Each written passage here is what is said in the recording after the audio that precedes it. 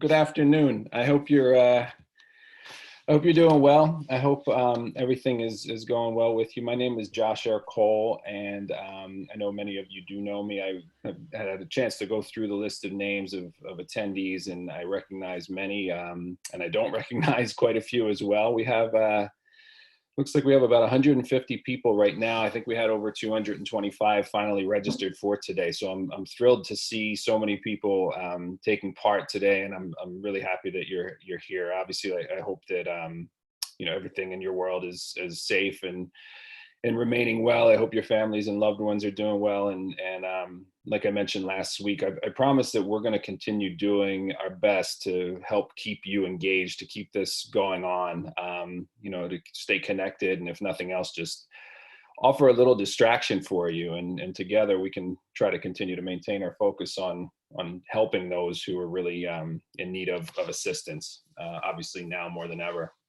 We're in the process of, for those of you who were able to join us last week, we've continued to build our bureau of upcoming events, and we have a lot scheduled for the next several weeks. Some are posted already on our website, on our events page. I would imagine that several of you have probably already signed up for some of the events. And if not, please feel free to either visit our website, which is www.pacouncil.com. Or you can also expect to see emails coming out after this program with additional updates.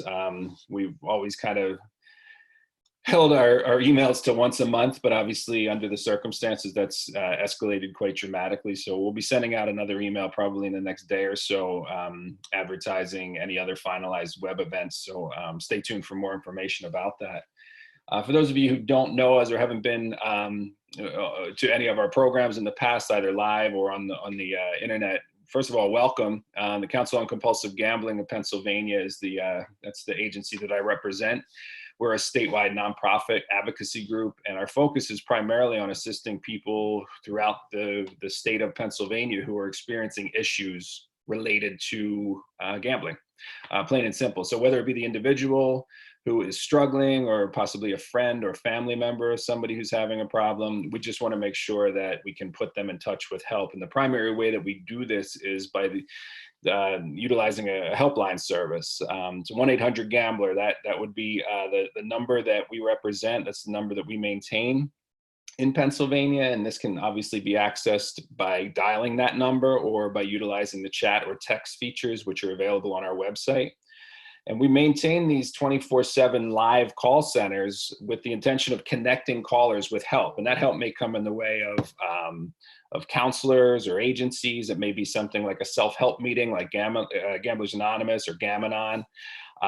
There's tools that are available and a number of different resources, things like self-exclusion, which is offered by the Pennsylvania iLottery, and it's also offered by the Gaming Control Board in Pennsylvania through the Office of Compulsive and Problem Gambling. This is a wonderful opportunity for people to put an extra barrier between themselves and whatever type of gambling may be giving them the most difficulty. If you have any questions about the council or the work we do, obviously any of the resources that are available, I invite you to visit our website, and obviously you can get my contact information there, and please don't hesitate to reach out if there's anything that we can do. As far as today's program, I'm so happy that we were able to keep this date. Julie Hynes is with us today, as you're probably aware. As it turns out, today was actually supposed to be a full day live program that we had planned for Western Pennsylvania, but obviously that just was not in the stars. So fear not, we will come back. We will still plan something for the near future, but we're going to have to wait and kind of plan that for down the road just a little bit. But I'm thrilled that Julie was kind enough to agree to participate virtually today, and will be sharing a lot of information with us. She'll be talking using a lot of the work that she's experienced over the course of several years in prevention, and obviously things that address gambling, as well as much more recently gaming, which has obviously been a very, very hot topic over the past several years here in Pennsylvania, as well as in other parts around the United States and around the country.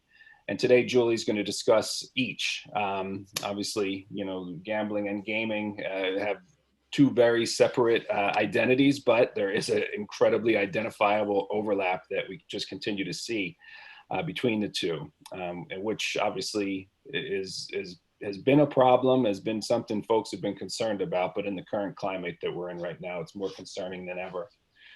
As far as you know, Julie, I'm gonna kind of step back and let Julie talk a little bit about herself and share with you some more information about her path and some of the work that she's done. I can tell you that Julie joins us today from Oregon, where she serves as the executive director of the Oregon Council on Problem Gambling. So my direct counterpart on the western side of the country, you know, is somebody who I rely on and I speak with quite regularly, and I always have you know, a smile on my face when she calls, and I hope she has the same when she sees my number.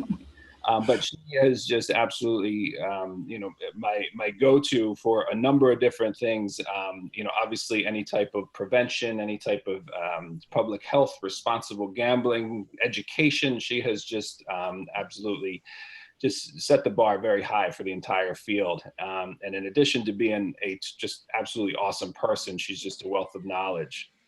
So whether you're here today and you work in the field of prevention, or if you have any level of experience addressing gaming or gambling and the work that you do, or if you're just completely new to the entire topic, I'm more than confident that you're going to have plenty of takeaways from today's program.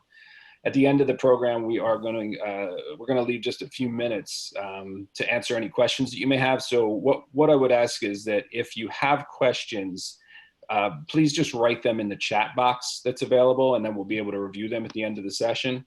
And we have also added a very brief follow-up quiz and survey, which is something that we are now required to do in order to offer continuing education credits. So fear not, pay attention, and you will have zero issue with this quiz. I promise. We've made it as easy as possible for you. It's just basically an engagement survey. And if you have any questions about that, obviously we can discuss that at the end of the program.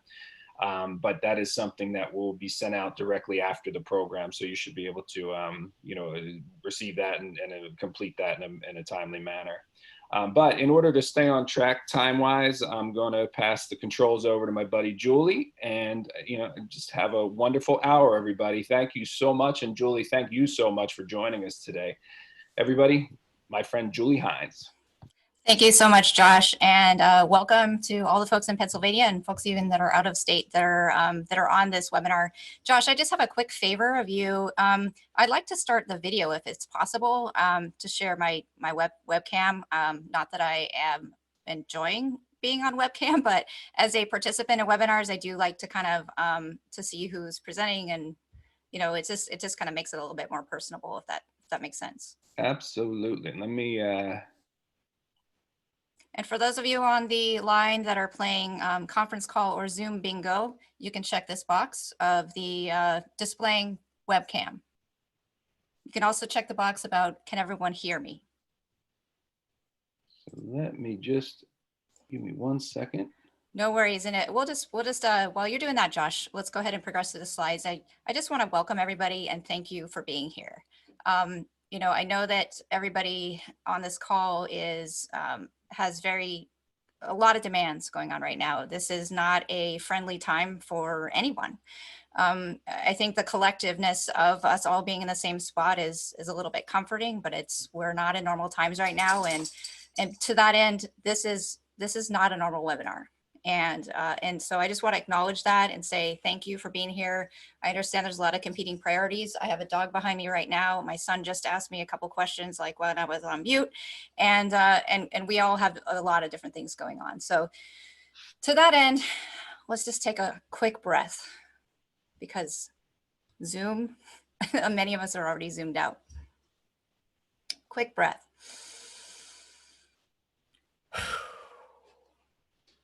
All right, We have a lot of people on this call in a very limited amount of time. So after that quick breath, we're going to dive right in. My experience has been in the problem gambling field for the last 18 years. I have a definite interest in working in the area of problem gambling and technology. As a parent, I have a particular personal interest in this as well, because raising kids is not easy, especially right now, and especially during COVID. I hear about every 3 or 4 minutes, Mom, what can I do? Mom, what can I do? And, it'd be much easier just to put the kid in front of the Xbox all day so we could get work done. But I think we all know on this, on this webinar, how our priorities are being competed with right now. So what our objectives are to, one, describe at least 3 trends in video gaming with as related to COVID-19, 2, identify relationships with gaming, gambling, and youth, and 3, and then provide at least 3 tools that you can use in your personal settings. I want to acknowledge that the taskbar is down below, that is not hidden. I worked on this for a few minutes before the webinar started and was unable to get it hidden without a computer restart. I can't do that, and obviously we're on a time limitation right now.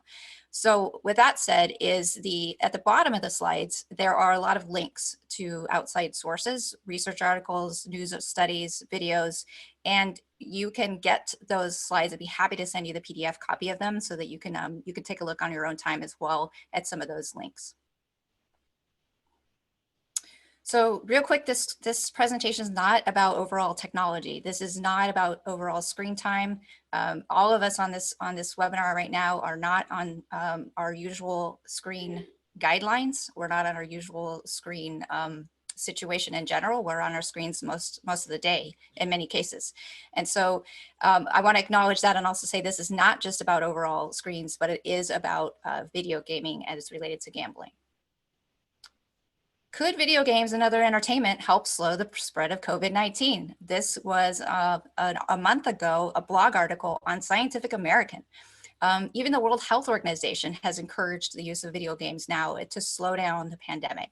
And so it's funny because I think many of us that are in Generation X have grown up like this. We grew up as latchkey kids, and we're like, yeah, we're born for this. We're ready for this.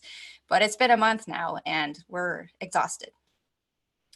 I want to also acknowledge that there are some pieces in here that could present as a trigger to some people just because there's the nature of the action of some of the games. So if you feel triggered, just take care of yourself. And finally, there's a real myth about video games. 33 years old is the average age of a gamer, according to the Entertainment Software Ratings Board. 33. The percentage of people who are considered consistent gamers under 18 is 21%. The percent over 18 is 79%. So this is a webinar about youth gaming and gambling, but we also want to acknowledge that it's not just kids that are affected. All right, so let's dive in. Trends. So obviously COVID has halted our lives. It has halted a lot of different aspects of our lives, and it even halted sporting events. I was cracking up because I like dumb humor, and Dodgeball, a movie that came out a few years ago, had this ESPN The Ocho.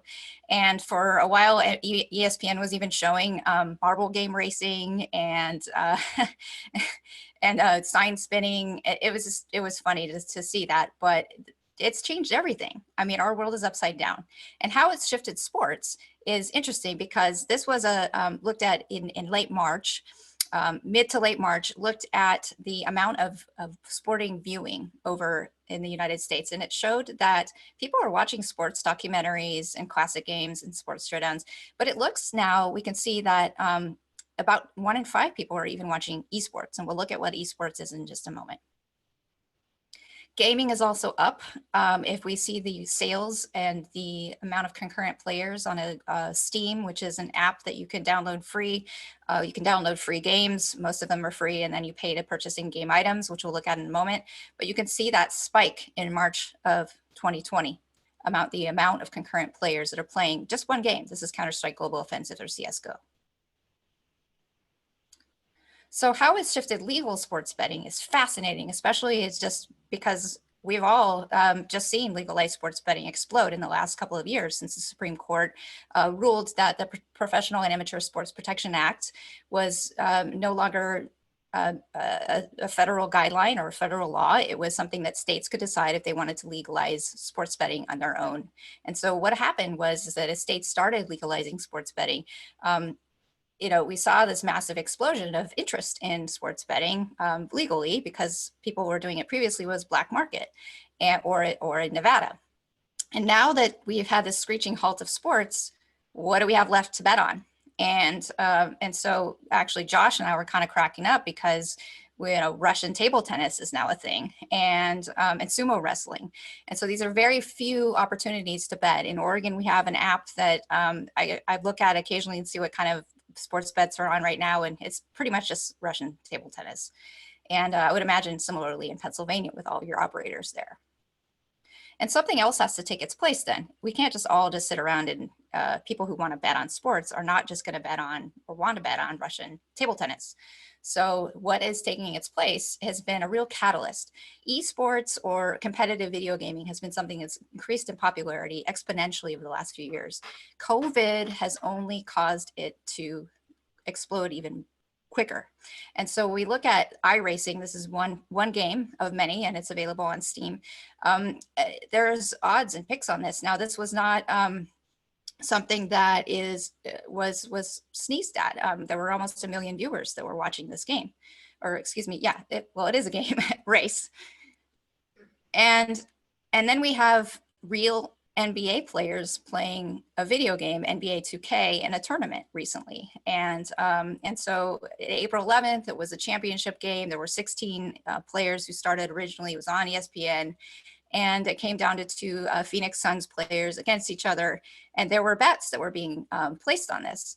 Now, I want to note that there were no US operators that were taking action on this particular game. And it was a good thing because, oops, somebody tipped the results, and the results were found out, leaked online, and the operators lost a ton of money because people bet on an underdog, and they were like, why is everyone betting on this underdog? And the underdog won. So looking at esports. So if you're not very familiar with what esports are, basically you're looking at all the major sports leagues, traditional sports leagues like Major League Baseball, NFL, NBA, etc. And then you take a look at what the esports are, and those are individual leagues as well. So this competitive video gaming, people play on a World of Warcraft league. They might play in a League of Legends league or a Counter-Strike Global Offensive League, and so forth. And so, and as the games keep growing, more of these esporting events are growing as well. Now, I want to note also that esports are now in an officially sanctioned high school sport. So it just depends on what high school wants to play which of these games. So by saying esports, it's an umbrella term for competitive video gaming, just like sports is an umbrella term for basketball, baseball, etc. Now, how this affects us in the United States. So the National Council on Problem Gambling commissioned a survey in the beginning of 2019. And the survey looked at the types of sports betting that people conducted, and it all looked at overall gambling attitudes and behaviors. And what was found is of people who place bets on sports, 1 in 10 had placed bets on video games, on esports competitions. Now, of note, this was before any states had legalized or sanctioned any legal use of esports wagering. So this was all sort of offshore. So 1 in 10 people had said that who had placed bets on sports had placed bets on esports.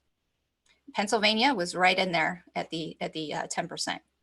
So Pennsylvania does not offer currently legalized esports wagering. It will be very interesting to see, again, because of COVID catalyzing everything, how this affects the United States in terms of the operators in legalizing esports. It's been a matter of time. And it'll be very, very interesting to see how quickly this shifts. Nevada has already legalized esports, and a handful of other states, which I'll show in just a moment here. So in terms of looking at legalized sports, in Indiana, they have said no, there will be no wagering on esports. Pennsylvania, the same thing, so you can't do it. Nevada has said yes. Colorado is still working to implement, but they said yes. New Jersey has said yes, Ohio has said yes, Tennessee has said yes. So of these states, it just depends on what type of game that they're going to offer in esports. And this is just happening so quickly. As of April 13th, this is the information that we have. So what we want to do is also take a step back. And when we look at how this affects young people, how it affects overall just esports and how it affects overall in terms of young people and gambling, is I want to take a look at the legal definition of gambling.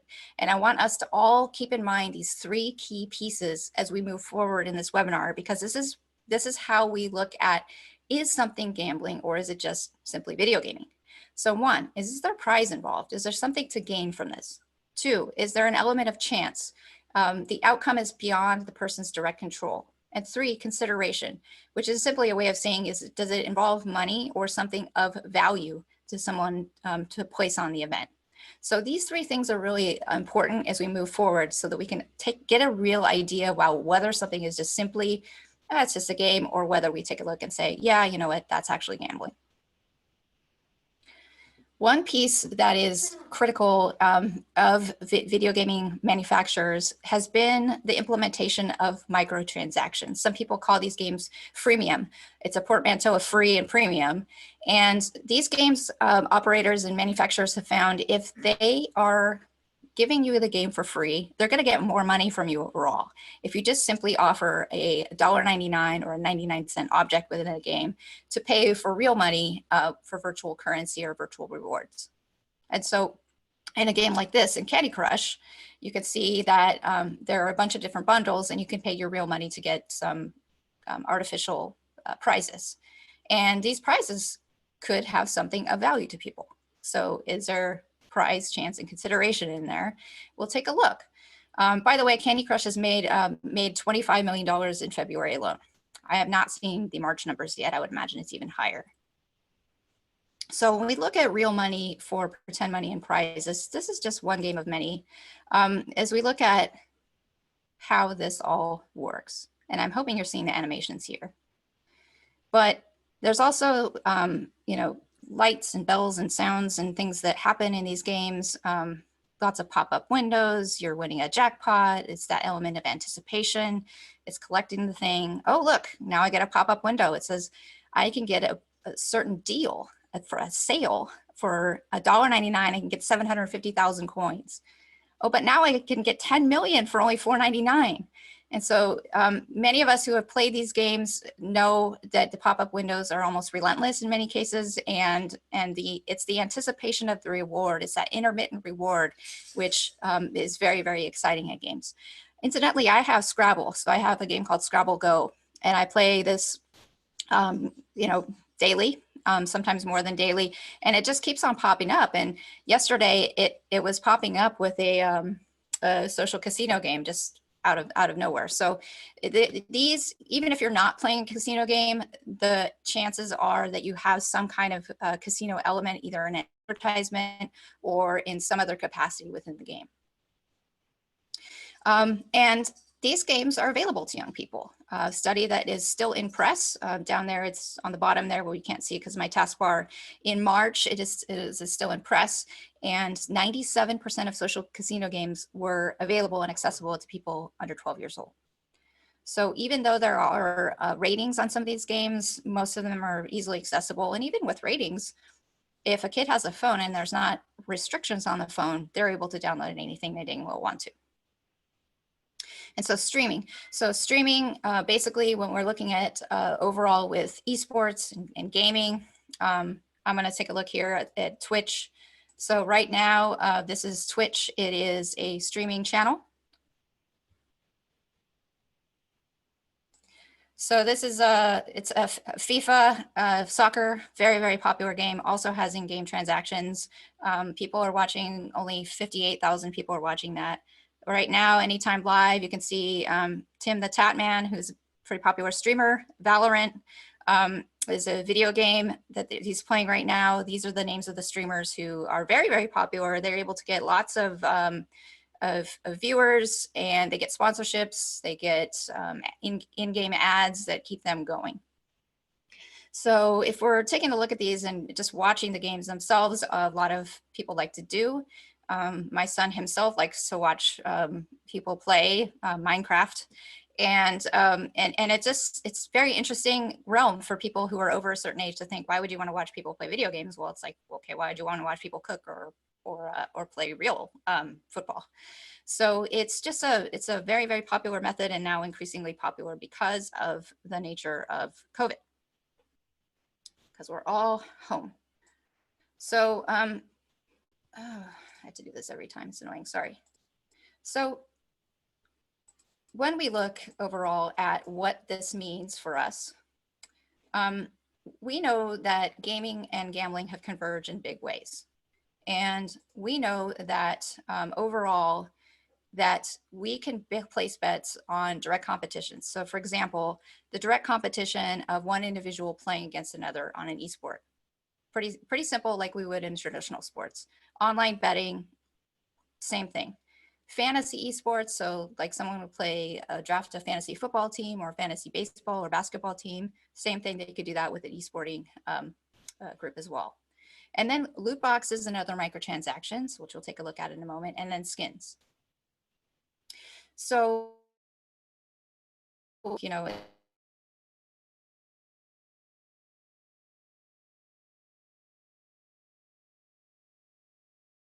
okay.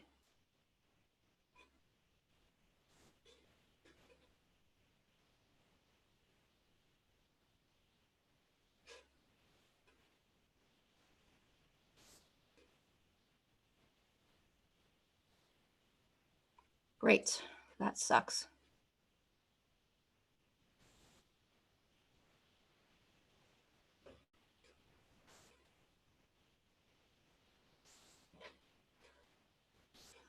Shoot, I got disconnected. Hang on.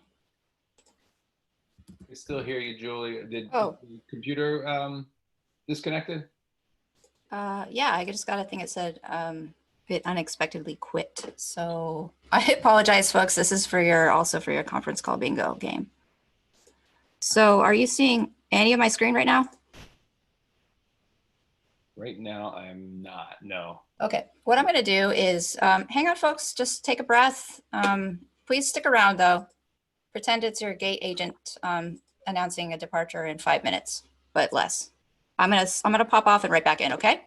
Great. We'll All right, so, sorry, I'm gonna folks. just go over some of the continuing ed stuff while you're away. Perfect. Julie. So rather than wait until the end, I'll just talk a little bit about some of the continuing ed requirements that we're now facing. So obviously we are offering a number of different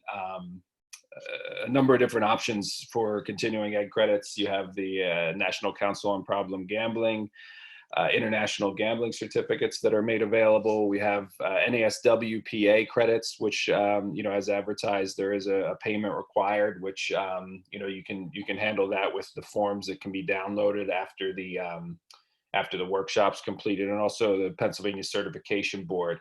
All are approved for 1 hour of continuing education credits. So basically, the way that we're handling this is after the program, you should receive a very brief quiz and a survey that kind of follows some of the things that Julie's talked about today. This is required to complete and to pass in order to receive the continuing education certificates. And again, if you have any questions about this or don't receive the survey, please just shoot me an email and I'll be happy to go over that with you. Basically, once you pass, you're going to receive a link to a web page where then you'll be able to find all of this information. So for those of you who were with us last week, we handled things a little bit differently, but these are the requirements that we've been told that we need to stick with moving forward. So, as I noted on the website, we've made available, all of those different certificates, and it's a very seamless process. Again, the questions there's 4 questions. We are requiring a passing score of 3 out of those 4. And again, they are basically just engagement questions. So, hopefully that won't be an issue for you. While I have you here, we are also, again, continuing to plan other webinars. We had posted for next Thursday a program that's going to be focusing on self-care, specifically during this time. We've actually snuck one in on Monday, April 20th at 2 o'clock. We're going to have a program with Kathleen Sorry, I can't talk to you right now. and she is going to be focusing on the connections between food and nutrition and gambling and mental health. So that's actually posted now. So if you have any Sorry, interest, Kellen, I can't talk to you right now. Okay. go ahead and visit the website, and you will. It's on our events page, and you'll be able to sign up for that. I'm having a lot of technical difficulties, and I have to be able to focus on something right now. I'm really sorry. I can't talk to you. So we will. I think I hear Julie back. Julie, are you back? Oh, yeah. Okay. I am. No problem. All right, so I will talk to you guys again for a moment at the end, and I will pass the controls back over to Julie. If does that work for you, Julie? Are you okay with that? It works for me. I just hope everybody's able to. I'm having the opposite problem with my taskbar. No worries. We get it all figured out. All right. Here we go. Okay. I'm assuming people can see the screen. Sure can. Excellent. Okay. So again, my apologies, folks. This is the first time I've ever had, oh, hi.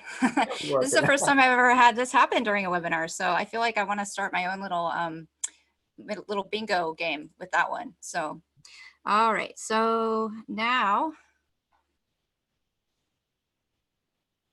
let's get back into things. All right. So hi, everyone. Thanks for your patience. Thanks, Josh, a lot for that. What I'd like to do is go into loot box microtransactions. I have a 10-year-old that's looking right over my shoulder that wants something, by the way. So do you want to say hi? No. Okay. It's a little weird doing a presentation with somebody hovering over you. I'm not going to lie. All right. So loot boxes are small payments. And basically what they are is there's something that you put in, something of value. So you could put in-game currency into it. You could put real money into it. And your hope is really getting something great out of it. And usually you don't get something great out of it. What the thing will do is help you advance in a game. It might just be some bling that make things look better. But let's take a look at a loot box in action just so we can see how this works. So this is a game called Overwatch. The loot box is opening. It's exciting. You can think of that, that reward, the anticipation of that. The dopamine's getting released. There are sights and sounds that are really exciting. And in this game, the loot box could give you something that will really help you advance.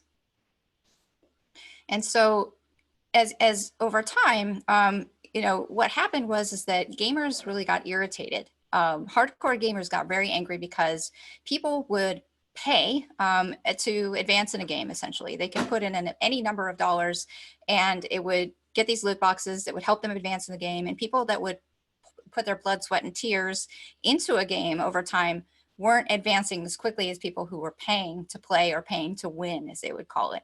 And so this really irked a lot of people. It drew a lot of attention. It was called gambling. If you think of prize, chance, and consideration, how much that really affected people. And it was the gamers that really drew a lot of attention to this being considered gambling.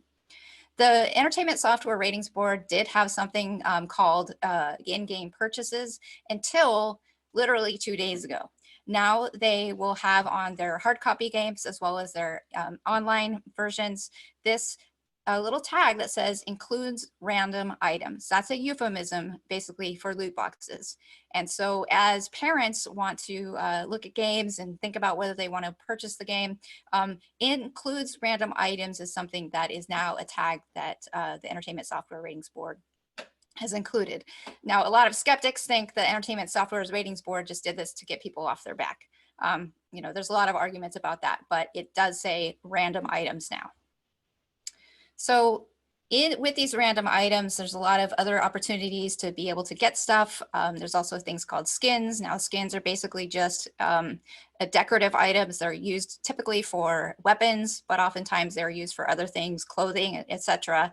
And skins are something that can also be purchased. They can also be traded and they can also be gambled on. A couple of years ago, this drew a lot of attention because of offshore sites and non-legal even US sites would have the opportunity for people to place real money to try to get a better skin. Again, these are just decorative items in video games. And so how this works is that a lot of young people have done it. A lot of times it's under their parents' noses. They don't know that kids are playing on and betting on skins. United Kingdom Gambling Commission came out with research that said that between 11 and 16 years old, that 11% had placed bets using in-game items. So whether that be skins or whether it be something else, that 11% of teens had done this. Young teens, tweens to teens. There's a great little news story about this that I would encourage you to take a look at sometime. It is talks about Australians and skin gambling being on the rise last year. There was a prediction of a research study that showed that a total of spend of loot boxes and skins gambling will reach $50 billion by 2022. Now, these are overall purchases, gross money, but it is it's something that's really unknown because it's really hard to gather all of this data and gather all these sales and information, and also understand that they're coming from skins. How this works. So if we take a look at these websites here, this is one of the websites that shows how it works. It's a spinning thing. It can be a roulette. It can be a roll of a dice. It can be a coin flip. There's a lot of different types of ways that people can put their skin on the line to try to get a better skin. But this is something that is that's all over. If you Google skins gambling, you can find a lot of different sites that still offer these things. In fact, I thought it was very interesting because there's a website called CSGO Empire that was tongue in cheek, but they were giving a massive 25 times toilet paper giveaway. And you can see the screenshot here. And so again, if we look at this from a gambling perspective, prize, chance, and consideration are all really relevant here. So where do young people get the money? That's often a question that we get. Well, how did kids get this under our noses? Skins and loot boxes are something that could be purchased with in-game currency or even debit cards, prepaid debit cards. They could be used with Xbox money, PlayStation money, specific game money. There's no end of really ways in which things could be purchased. So when grandma sends a Fortnite V-Bucks for a birthday and she doesn't even know what Fortnite is, those could be purchased, could be used for purchasing something like loot boxes. Now, Fortnite is not really have a whole lot of loot boxes except for one certain mode, but most of the other games do have a lot of different opportunities to buy in-game items with real currency. All right, so I'm going to pause here, Josh, and hand it over to you for our question number 1. All right, so is this for the quiz that we had talked about, Julie? It is. Are we doing that later, or are we doing it now? What we actually did was we have a very brief survey that we're going to send out after the program, and then we will get results from that. So perfect. It's basically going to all go out in one nice little package, so everybody will have no problem, I'm sure. Even better. I love it. Well, thank you, Josh. All right, so moving on then. So what? So why do we care about this? What is the real issue? So the risks are that we have young people, and we all know that young people's brains are still developing until they're aged about 25 years old. That prefrontal cortex, that executive functioning, impulse control, decision making, and even empathy are all susceptible at this age. And so we add something that's exciting, dopamine releasing to the mix. We can see how that could be affecting young people. And for gambling, it's not about the money. And so that's what's really important when we think about someone who has a gambling problem. It's not about the money. It really starts as the money. It can be seen as the money. People will say it's about the money, but it's really about the reward. And so the mechanisms of gaming and gambling are very similar in that. It's the anticipation of the reward. I like to use this slide, even though the scan is old, it's still relevant. It just shows the blue part of this left-hand side. It shows potential losses. So when somebody's not expecting to win, their dopamine's not being released. It's not exciting to them. On the converse side is we can see when someone is expecting to win, that intermittent reward, that excitement that happens, the release of that dopamine happens in the anticipation of winning. So it's about anticipation. And that's crucial for us because when we think about someone who has just won, oftentimes we think, okay, you should be good, right? No, it's like, I want to advance to the next level, or I want to just bet a little bit more. And so that's really what it comes down to. Now, all gambling is not problem gambling. All gaming is not problem gaming. I want to make that very clear. But it does eventually, for many people, get into that risk area.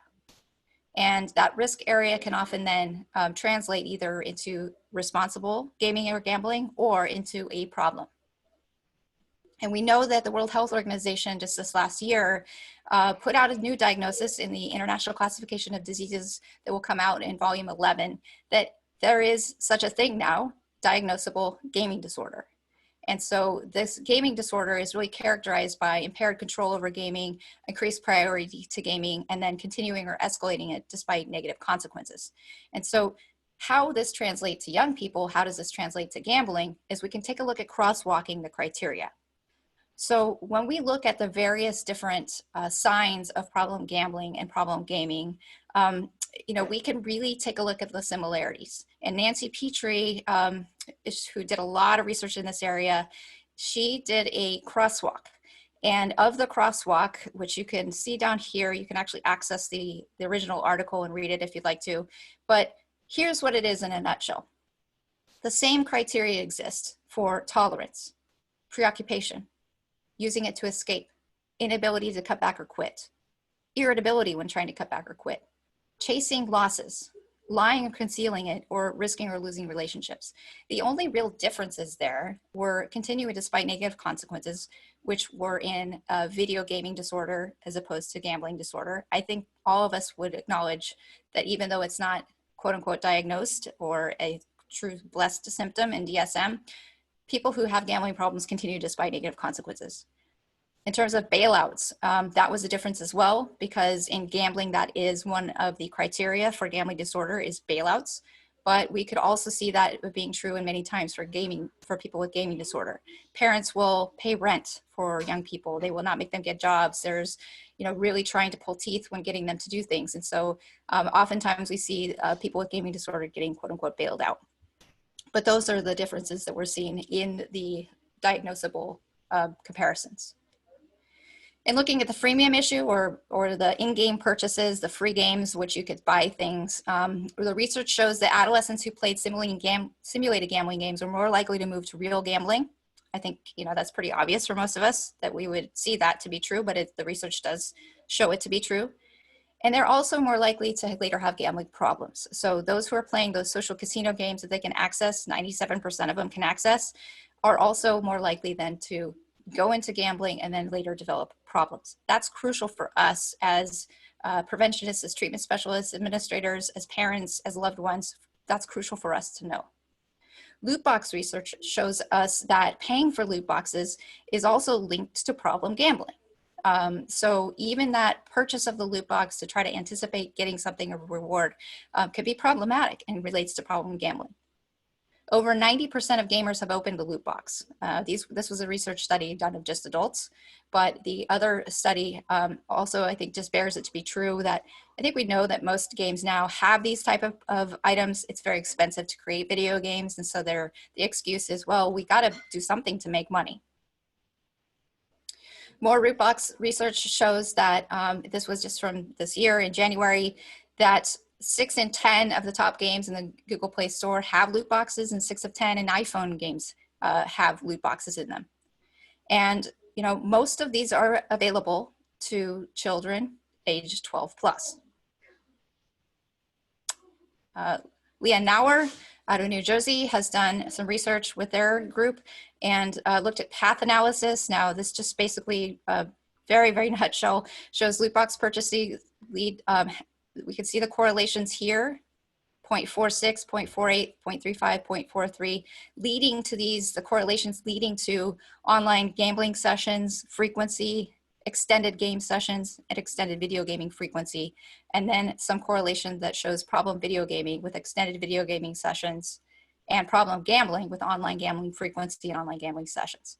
Again, given the nature of this being a very short webinar, I did want to include these research studies for you also to be able to take a look on your own time if you'd like to look at them in full.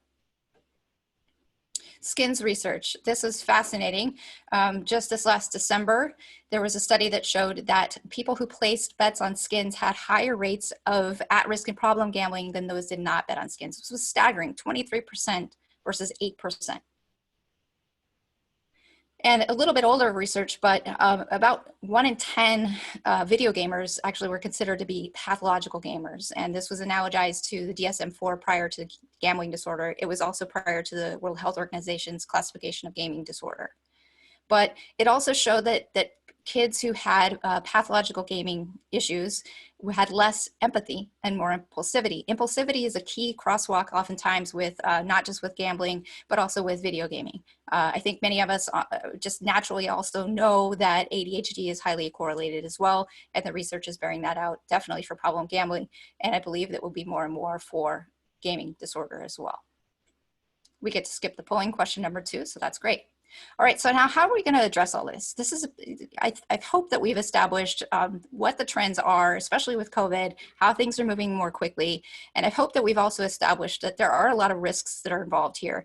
The research on loot boxes and skins and video gaming itself has been really showing to lead to later on problem gambling. And so, you know, how are we going to address this? I think we can take a look at perspectives overall from gaming and gambling. Obviously, this is a gambling webinar, but let's just look at this globally. One, resources are scarce. We don't have a lot of resources now in terms of even being able to address problem gambling or video gaming. There is no federal funding for problem gambling services in the United States, not one dime. And so the money that we get is from industry. Right now, industry's paralyzed. What's going to happen in the future with problem gambling services? We don't know. And unless we can find more resources, we really don't know what we're going to be able to do in the future. And we just hope that, that by the graces of goodness of industry, that they will still be able to provide resources to address problem gambling.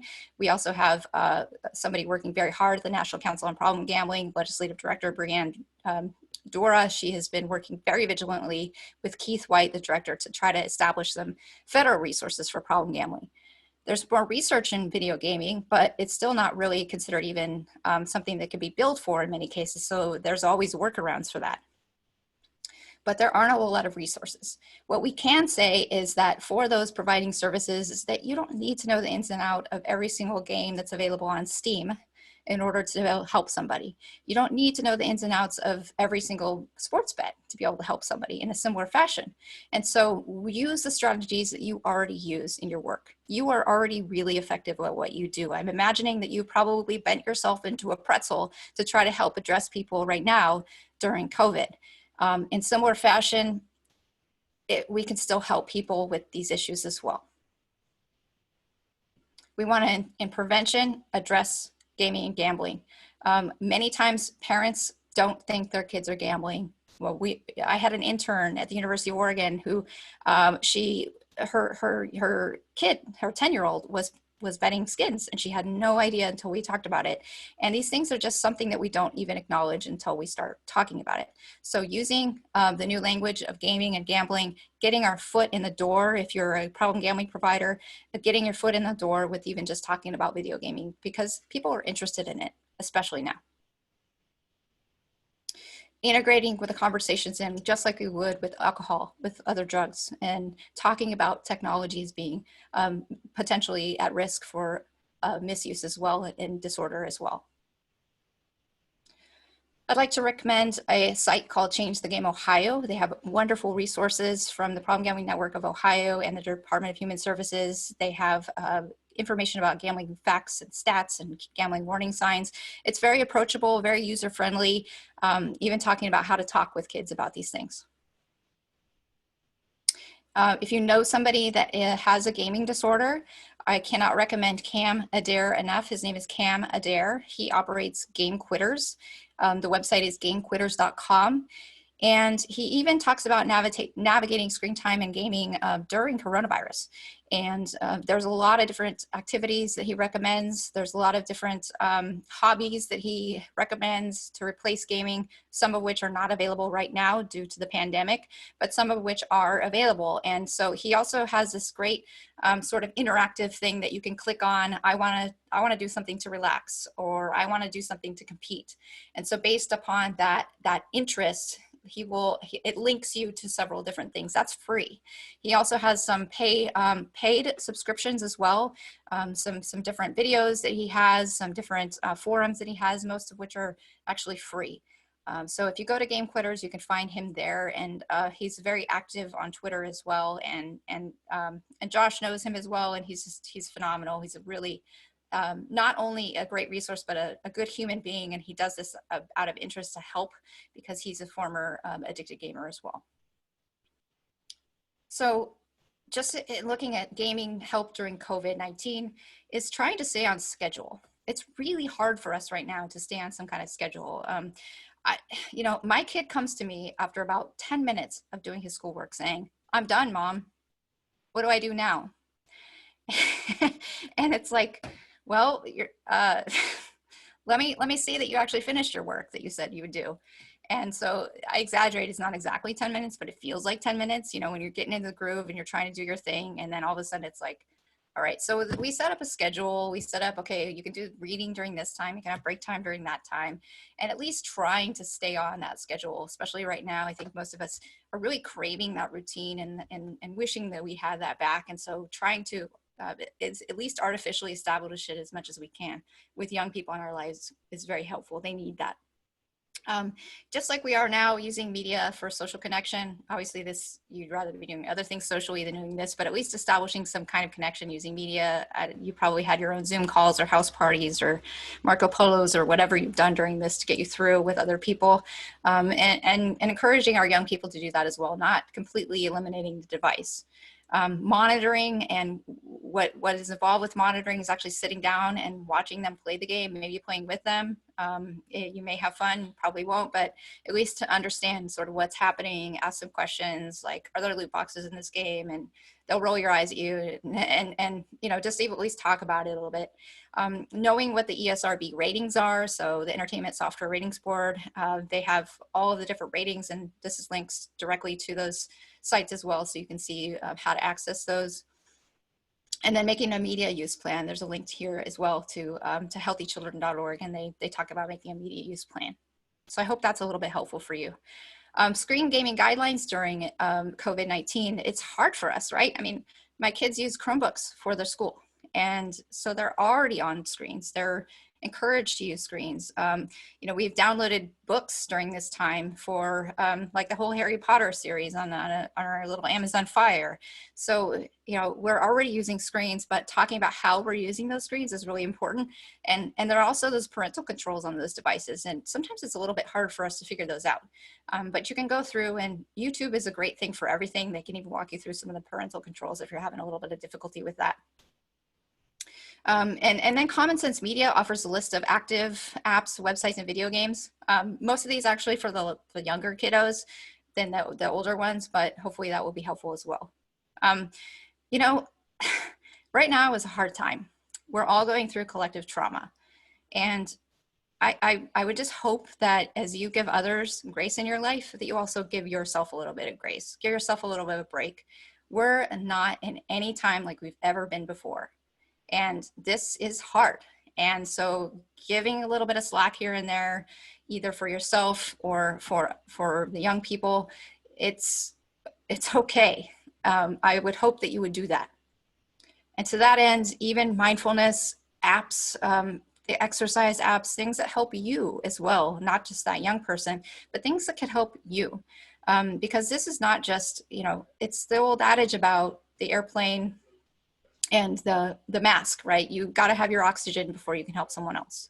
And you're already stretched, I would imagine. You're already helping so many other people in your life that you need that too. And I really hope that you're giving yourself that kindness. When looking at signs of video gaming, we just look for these key signs. These are pretty hallmark signs. Is that irritability or restlessness when they can't do it? It could be. Now, this could be for a few seconds or minutes after you've told the person to stop playing the game. That's okay. But when they're itching, they're preoccupied, they can't stop being irritated about it, that's a sign. My daughter often says my son is, he plays too much. He's got I think he has an addiction. So we walk through these signs, and, I will say that in his credit, every time we ask him to get off the game and tell him he needs to get off the game, he will get off. The moment that he doesn't, that's when we start reeling it all back. So if even their isolation is beyond that of what you'd expect in COVID, that's another key sign.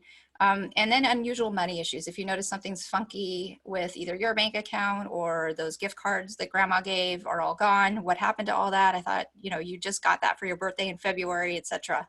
These are things to look out for. There are signs for help for gambling problems, and I want to leave a couple minutes for questions as well. But these are links here for helpline, chat, and Gamblers Anonymous. There's still a lot of stuff available. Smart Recovery is something that's also available, and I should put that in the slides as well. These are all available online and or by conference call at this time. There's also blocking software, and these are included. There's apps that are now with relaxed guidelines. And finally, you know, in your own state, in the Commonwealth of Pennsylvania, you have Jody Bechtold, who is a phenomenal, she is an internationally known expert, and sometimes you don't recognize them in your own backyard, but she is excellent on this whole issue on telehealth. She's done webinars on this, and maybe you've attended them, but go to betterinstitute.com and connect with Jody if you have questions about telehealth during this time. Lastly, the National Council on Problem Gambling has webinars that are free for members. And on every Tuesday, Thursday, and Saturday during this month, they're offering mindfulness webinars. I've attended a couple. It was awkward at first, especially when people had their cameras on. But actually, it's really, really helpful to kind of check yourself, especially early in the morning. Lastly, it's all about connection. I'm grateful that you're here. I'm grateful to feel at least minimally connected with you. I apologize for the little glitch that we had during the middle, but I love Brene Brown. She said, we're hardwired to connect with others. It's what gives us purpose and meaning to our lives. And without it, there is suffering. Even now we can stay connected. Even now it's more important than ever to check ourselves, to check in with each other, especially during this really hard time we deal with a lot of problematic issues cropping up, including video gaming and gambling. So with that, I'd like to, again, thank you, and see if there are any quick questions or comments that you have before we wrap up.